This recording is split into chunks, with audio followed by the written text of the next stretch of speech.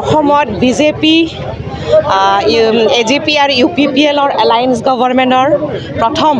বছৰৰ সেই চেলিব্ৰেশ্যনত সেই কেণ্ডেল লাইটিঙৰ আমি আয়োজন কৰা হৈছে আমাৰ UPPLৰ এই চেণ্ট্ৰেল অফিচত আৰু চবলৈ মানে শুভেচ্ছা যাচিছোঁ অভিনন্দন যাচিছোঁ এবছৰত আমি সঁচাকৈ মানে অসম চৰকাৰে আমাৰ under the leadership able leadership of honourable chief minister Shrijut Himanta Biswa Sarma আৰু আমাৰ মানে BTRত under the able leadership of Shrijut Pramod বড়ো সঁচাকৈ আমি শান্তি বিচাৰি পেলাই যি পৰিৱৰ্তন বিচাৰিছিলোঁ মানে পিচ এষ্টাব্লিছ হৈছে গোটেই অসমত আমি মিলা প্ৰীতিৰে বহুতখিনি কামত আগবাঢ়ি আছোঁ বিশেষ মহিলা হৈ পেলাই আমাৰ অসম চৰকাৰে মহিলাৰ সবলীকৰণৰ বহুত মানে কাম কৰাৰ কাৰণে ধন্যবাদ দিছোঁ আমি বন্ধন বেংকত যি প্ৰমিছ আছিলে আমাৰ ইস্তেহাৰত মেনিফেষ্টত লোন দিয়াৰ কাৰণে মানে হেল্প কৰাৰ কাৰণে বা সহায় দিয়াৰ কাৰণে এই সহায় আৰু মানে সঁহাৰিটো আমি পাইছোঁ আৰু অহা দিনবোৰত যিখিনি বহুতখিনি ছেক্টৰতো কাম হৈ আছে প্ৰায় সব ডিপাৰ্টমেণ্টত অহা দিনবোৰত আমাৰ মেনিফেষ্টত যিখিনি প্ৰমিছ আছিলে সেইবোৰ আমি যাতে পূৰণ কৰিব পাৰোঁ ইয়াৰ কাৰণে আমি কাম কৰি যাম ৰাইজৰ মনত যাতে আমি মানে বেছি মৰম পাওঁ ইয়াৰ কাৰণে কাম কৰি যাম যাতে ৰাইজে আমাক মানে মৰমৰে বা আদৰ দিয়ে ইয়াৰ কাৰণে আমি কাম কৰি যাম ইমানখিনি কৈ চবলৈ আৰু এবাৰ শুভেচ্ছাৰ অভিনন্দন যাচিছোঁ ধন্যবাদ गोजोन्थों बोसोरसे दिनैहाय जोंनि BJP UPPL आरो AGPनि जे सरकार जाबाय बेयावहाय जोंनि आसामनि जे रायजोफोर स्पेशली UPPLनि थाखाय जोंनि बड'लेण्ड ओनसोलनि जे रायजोफोर बिथांमोना जे भट होनानै जोंनि MLAफोरखौ देरहाहरनानै आसामाव सरकाराव बाहागो लानो थाखाय मोनसे सुजुग होदों बेनि थाखाय जोंनि बड'लेण्ड ओनसोलनि रायजो राजाफोरखौहाय जों गोसो गोरबोनिफ्राय साबायखर बावदों दिनैहाय जोङो सरकाराव बाहागो लानानै नोंथांमोना नुदों जे गोबां खामानि मावनो हादों स्पेशली जोंनि गावसुंथा हान्जाफोर सेल्फ हेल्प ग्रुप हान्जाफोरनि जे लनफोर दङमोन बेखौहाय दिनैहाय माफ खालामनो हादों बेफोरखौ चेक होनानै बिथांमोना माने फिदिंनानै हरफिननो हादों बेनिफ्राय जोंहा दिनैहाय हानि जे दालालफोर दङमोन बे हानि दालालिया दिनै आसामाव बन्द जाबाय गोबां रायजोफ्रा हानि खामानि मावनो थांबा जेंनानि मोगा मोगि जानो गोनां जायोमोन दिनै बे जिनिसा गैया जाबाय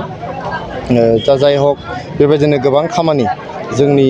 आसाम सरकारनि गेजेरजों आसामनि जौगानायनि जिहेतु आसामखौहाय भारतनि गेजेरावनो मोनबा जौगासार रायजोफोरनि गेजेराव मोनसे खालामनो थाखाय नाजानाय जादों बे जिनिसनि हाबाफारिया बे बिथांखिनि हाबाफारिया जागायगासिनो दङ आरो जों थाबैनो बेखौ बोसोरबा जानायनि सिगांनो भारतनि गेजेराव मोनबा जौगाखां रायजोफोरनि गेजेराव आसामा मोनसे रायजो जानो थांगासिनो दङ दा बेयाव जोङो रायजो राजाफोरनि जोंनो हेफाजाब नांगोन आरो बेयावहाय जोङो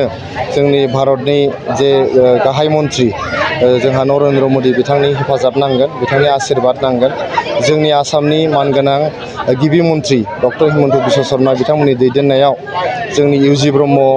बिथांमोननि दैदेननायाव प्रमोद बर' बिथांनि दैदेननायाव उत्तुल बरामोननि दैदेननायावहाय जोंनि आसाम सरकारा मोनसे जाख्ल'नाय गैयै कारापसन फ्रि मोनसे गभर्नमेन्ट जोङो सामलायनो हादों थांनाय बोसोरसेयाव आं फोथायो जे फैगोन बोसोरब्रैयावबो बेबायदिनो थांबाय थागोन रायजो राजाफ्रा गोजोन आरो जौगानायनि मोनसे फिथाइ मोनजागोन दिनैनि बे बोसोरसे जे जोंनि सरकारनि आबुं जाफैबाय बेयाव आङो रायजो राजाजों लोगोसे बयबो जोंनि UPPL BJP आरो AGPनि मावथि बिथांमोननिसिम गोसो गोरबोनि हामलायनाय बावहरनाय जाबाय মই আমাৰ অসম চৰকাৰৰ মুখ্যমন্ত্ৰী তথা মাননীয় শ্ৰীযুত হেমন্ত বিশ্ব শৰ্মা ডাঙৰীয়াক মই আন্তৰিকভাৱে অভিনন্দন